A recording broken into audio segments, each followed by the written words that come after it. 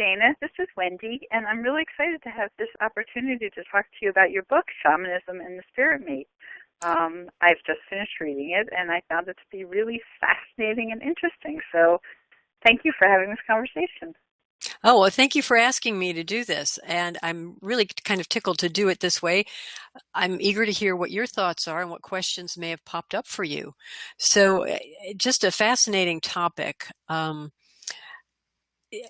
I'm good to go. What did you find about the book? Was there something that struck you that you wanted to talk a little bit more about? Um, so in fact, there was. Let me ask you this. So I've been to so many of yours and Dana's workshops, and they're all so fabulous and wonderful, each in their own way. But clearly, for some reason, this was the thing you guys decided to write about. I know you both have other books because you're awesome and prolific, but what was it about this topic that drew you and Dana to choose to write this book?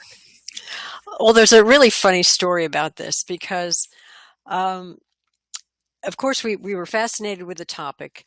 Dana, in I think it was 1995, presented the first Spirit Mate workshop and had such a good response from it. But it was not mainstream. It just wasn't out there for people to grasp and take hold of. So we're actually at an event out in California with other teachers of shamanism. And one of them, a dear friend, Simon Buxton, The Shamanic Way of the Bee, if you know his books, he said, came up to us. He lives in the UK, and he came up to us and he said, well, you guys seem to have this as a real thing, because he'd noticed that we'd been teaching workshops in the Spirit Mate. And he said, well, why don't you write about it? And I looked at him, and Dana kind of shrugged it off. And I looked at him and I said, that's a really good idea. And in my mind, it was like, oh, sure, we've got stuff. I can be done with that book in 6 months' time. Well, 2 years later, we finally had Shamanism and the Spirit Mate. And it was really at Simon's, subtle nudge that the book got written. But we felt it was one of those topics that enough people had spontaneous experiences in the workshop, coming up to us and saying stuff like, this really kind of weird thing happened. And in a shamanism workshop, when people say a weird thing happened, it usually means something very typical for shamanism happened, but weird in the sense of how we view our Western world. And so there had been enough people with those kind of, a funny thing happened. Can you tell me about it? What was I doing wrong? Is usually the response. And we felt that something had to be out there on paper in a book that reassured people that no, these kinds of things are not wrong. In fact, they're gifts from the other world. So that's kind of how that all wove together. So that's so fascinating. It's amazing how the universe nudges us when we just need the nudge, right? Oh, totally. Totally. And if you don't listen to the nudge, then usually there's an elbow and sometimes there's a stick over the head. And when the cosmic eye beam hits you on the head and you go, oh, I guess I better be doing that now. It's amazing. It's amazing. And you realize that it would have been a lot easier had you recognized some of those signs earlier on. But, we're human. So it takes some time sometimes for those things to cook and come to being. I think that's absolutely true. So you were talking about how, excuse me for one sec, I just have to cough real quick. You were talking about how sometimes people ask you, what am I doing wrong? Is something wrong? And that led me to think about, spirit mates in non-ordinary reality and soulmates in ordinary reality. And it led me to a question about sort of how do you reconcile those two things, having a soulmate in ordinary reality and also having a spirit mate? Well, it's funny. It's one of those things that it reminds me of that quip about the dessert table. Well, what happens in the spirit world stays in the spirit world. I think that's probably the wisest advice that I can give anybody about having these experiences of relationships is that as a person who's exploring non-ordinary reality, it's very important to recognize that you've got a foot in two worlds, ordinary and non-ordinary. But the events, while they may color each other, need to be separated so that you have that wise, discerning outlook that says, okay, I can bring this here and use this, perhaps this skill or this understanding to this world, but I can't live that in this world. So, for example, when you have a spirit mate, it's important to recognize that this is a spiritual happening and that the experiences you have are at the spirit level in non-ordinary reality. And while you're engaged in the relationship and you are learning and growing through the relationship, what you bring back, what gets translated into ordinary reality life, is a skill set. So you're not necessarily longing and living out the relationship in a practical sense of the word, but you're taking tools from one reality to the next. One of the ways that this showed up, and it wasn't actually a spirit mate relationship, but we had a student one time who said when she had gone to the upper world to find a non-ordinary reality teacher, she discovered that this teacher she'd encountered looked like her ordinary reality spouse. And so when she would go and have an encounter on a journey in the upper world and whatever happened there, she'd come back and her attitude and her experiences with her spouse in day-to-day living changed. And it wasn't until she understood that she had to keep those things very separate, and that even though they may have resembled one another as beings, they were two separate individuals living in separate realities and needed to be treated individually, not as one unit. And so, does that help answer your question? It's just, it's like what happens at the dessert table stays at the dessert table. If we indulge, we don't talk. It's just separate. So it does answer my question.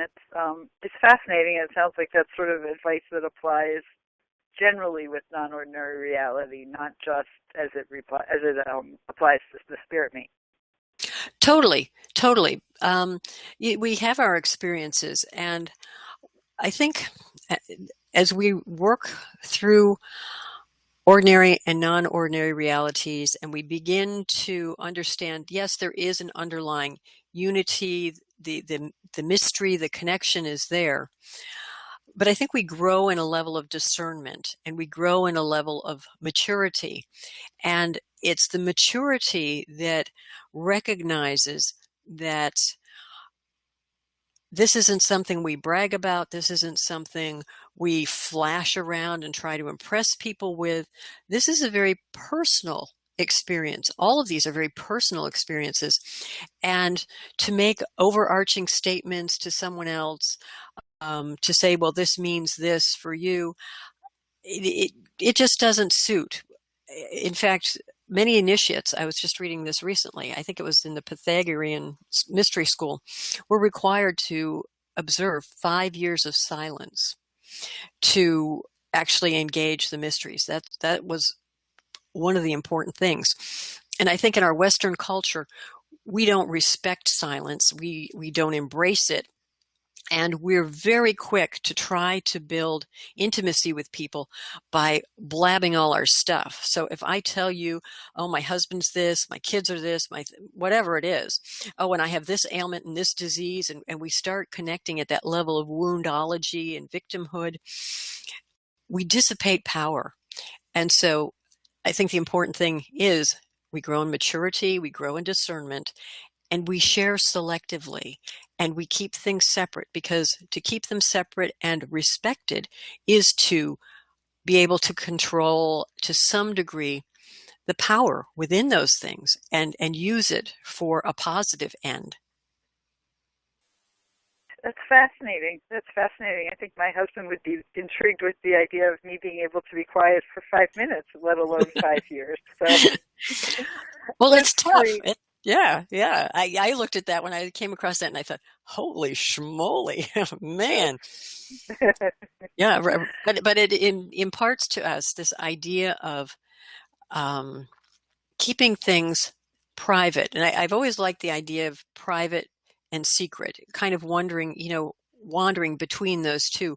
Private meaning it's just very personal to myself. And of course, these are my definitions and understanding, where secret somehow implies that it could be harmful to somebody else.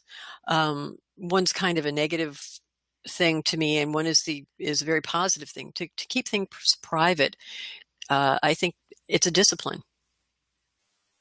I think it is. I think it is. That's interesting. So one of the things in the book that fascinated me is all of the talk about mythology and about movies. I know you and Dana are big movie watchers, and I think it's so interesting that so often we see a spirit mate role in the movie, even though they probably don't even call it that.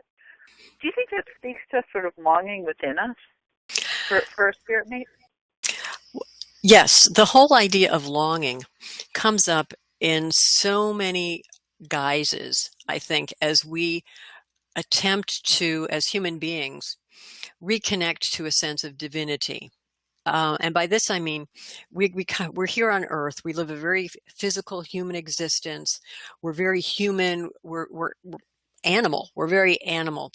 Yet there's a part of us that recognizes that inborn soul, that piece of us. And I can only think of I think it was Browning, but a man's reach should exceed a grasp, or what's a heaven for? And so we're always trying to reach to that heavenly divine piece of us that is very much a part of us.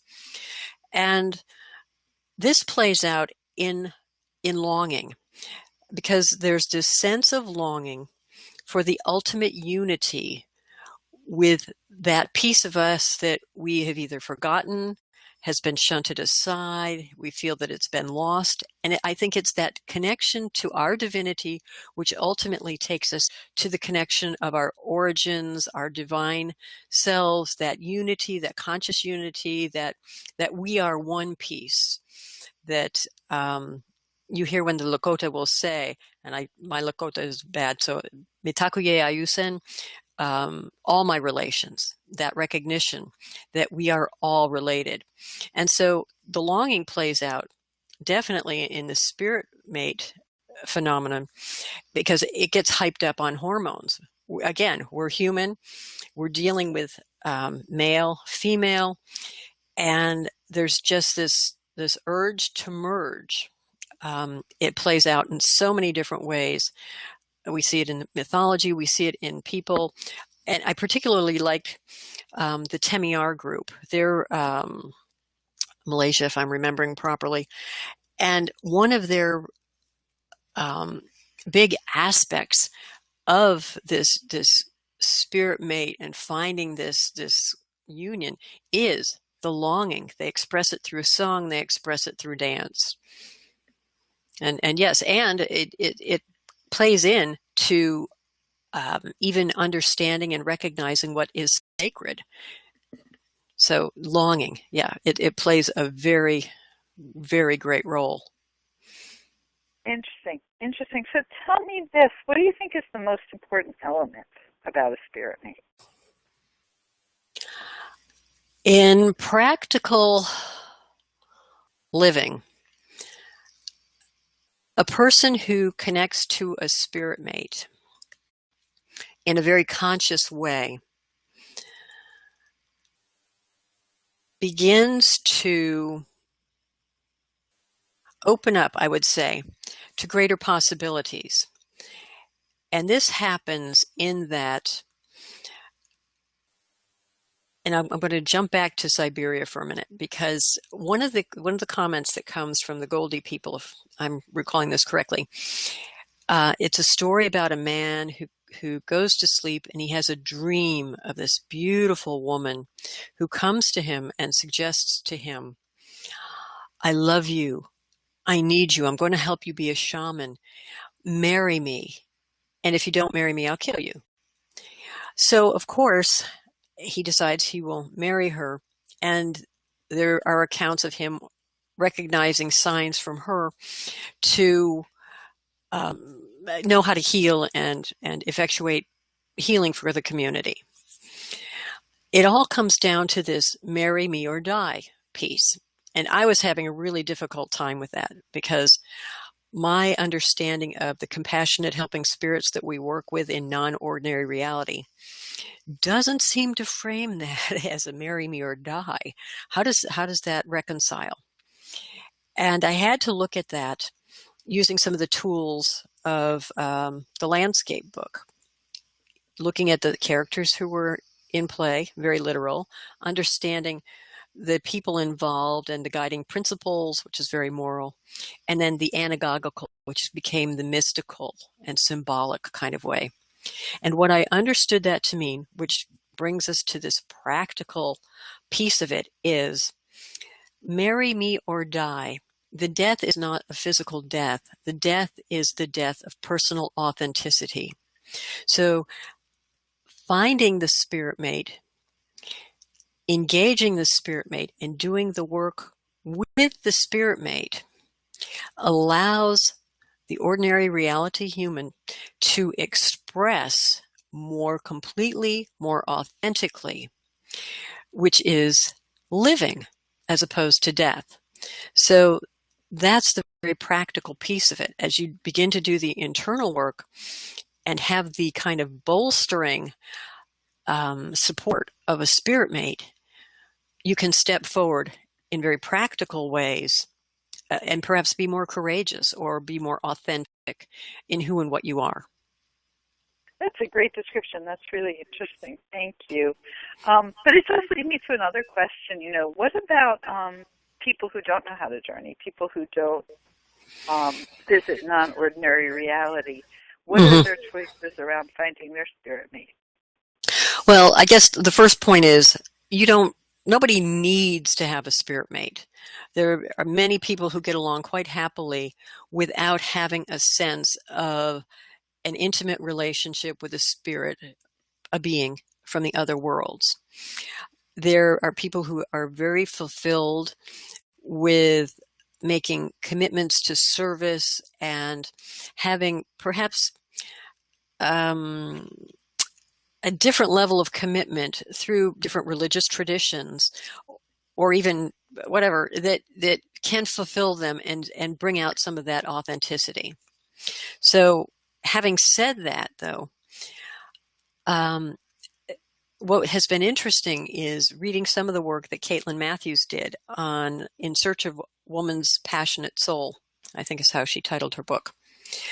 What she did was she interviewed many women, I can't remember the number, but who she felt were very strong, powerful, expressive women, artists, writers, and asked them if they felt they had this kind of divine companion. And many of them who had very little to do with journeying or shamanism, whatever, said that yes, they had become aware of the sense of a partnership just through their lives. Some of them found it through dreaming. Some of them found it through reverie. Some of them just sensed it. So I think if someone is looking for a divine partnership, the place to begin is to, number one, research what it means to have a divine partner. This isn't about going to Fantasy Island and, having the man of your choice or the woman of your choice there at your beck and call for whatever.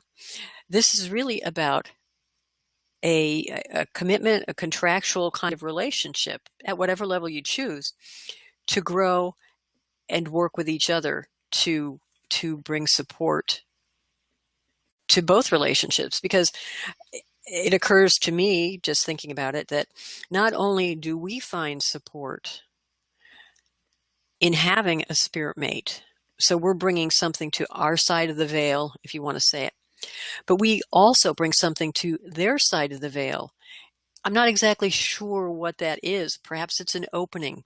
Perhaps it's about their fulfillment as advisors and helpmates, just as we would want here.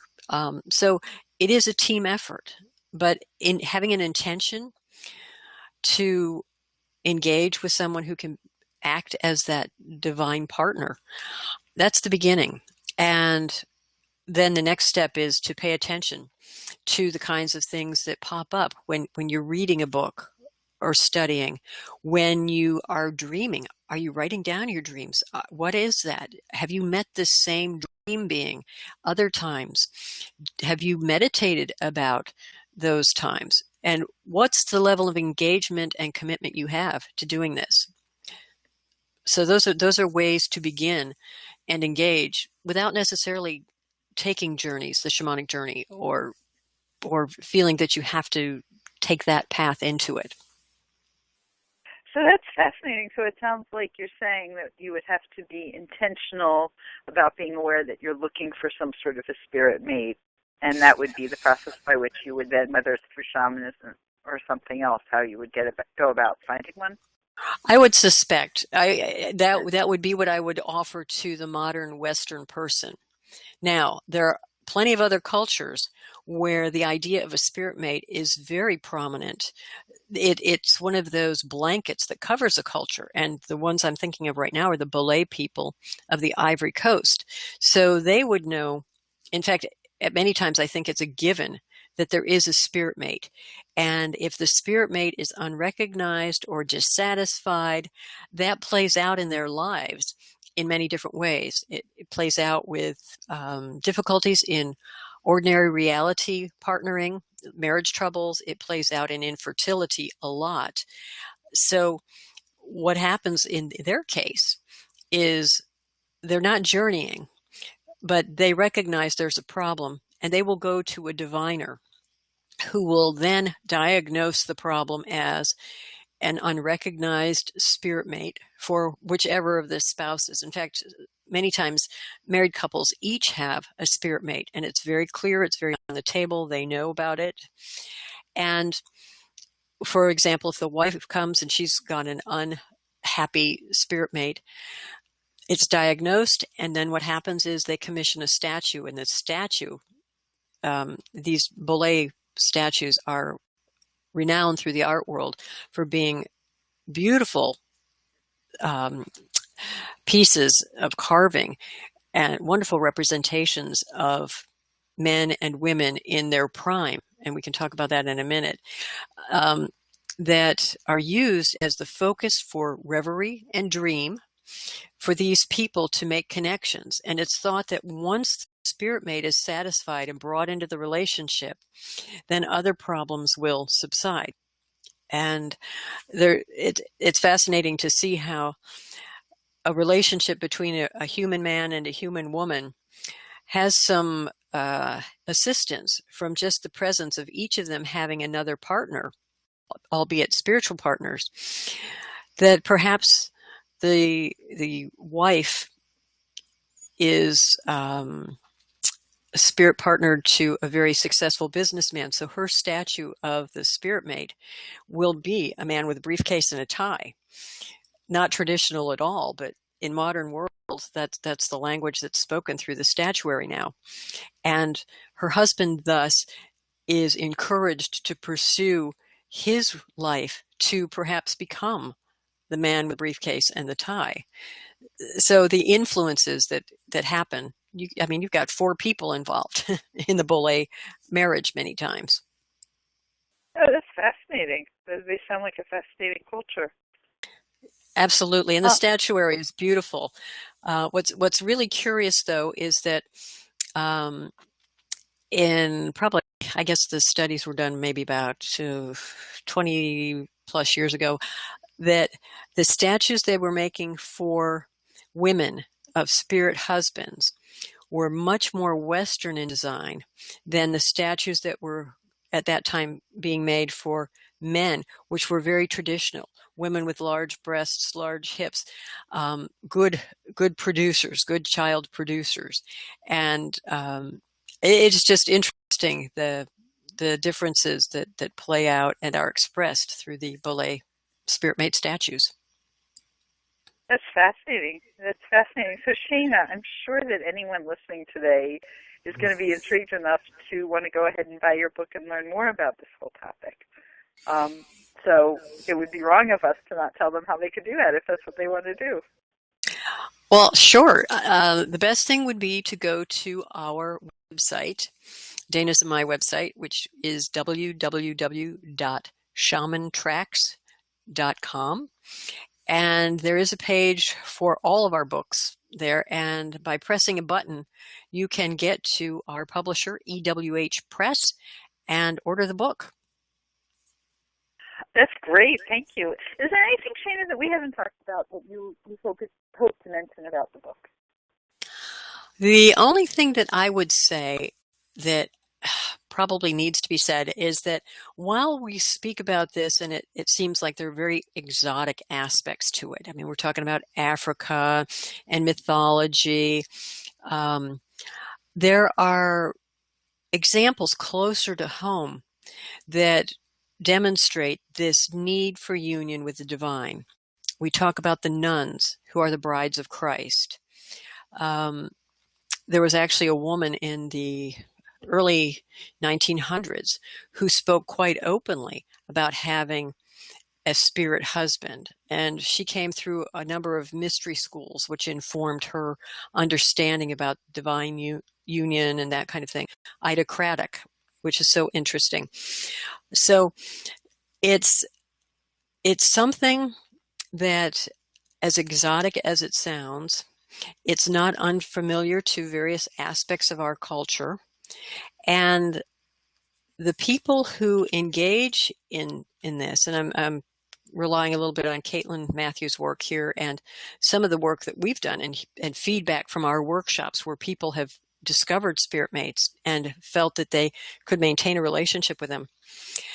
The results are creativity, greater ability to enter into relationships with a sense of support, a sense of strength, and authenticity, all sorts of very beneficial things. We don't have a lot of people who are going off in a closet and sitting in reverie for hours and days just on this spirit mate. We have people who take the experiences and run with them and take the power and energy that comes from the relationship out into the world to be very active, to be of service, to create, to contribute.